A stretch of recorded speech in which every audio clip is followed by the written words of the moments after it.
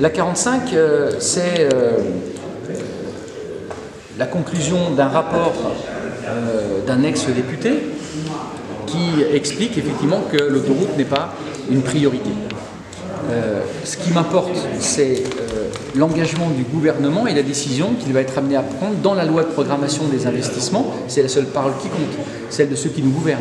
Et je ne peux pas croire, après toutes les études qui ont eu lieu depuis 2007, après tous les débats publics, depuis le débat Bianco dans les années 90, jusqu'à l'enquête publique qui a permis de rédiger le cahier des charges du marché de travaux, qu'on revienne aujourd'hui remettre le débat sur la table. Le débat, il a eu lieu, la décision, elle a été prise, la parole de l'État, elle est sacrée, elle doit maintenant aller au bout. Nous, on a fait notre part du chemin en remplissant les conditions financières, la participation financière qui nous était demandée.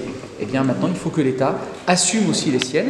Et aux côtés, je me fais le porte-parole du président de la région, du président du département, parce que nous sommes tous en phase, et des milieux économiques, ce serait absolument insupportable pour les 80 000 personnes qui utilisent cette route dans les deux sens, de considérer que cet axe-là qui relie l'Auvergne et Rhône-Alpes, qui relie la première et la deuxième ville d'Auvergne et Rhône-Alpes, soit jugé comme non prioritaire. D'ailleurs, excusez-moi, mais publier ce genre d'informations dans Le Parisien, sans doute parce que Paris est le mieux servi finalement de tous les projets d'investissement si le gouvernement suit le rapport Duron, avant même qu'il ait été remis au Premier ministre, c'est une drôle façon, je trouve, de gouverner.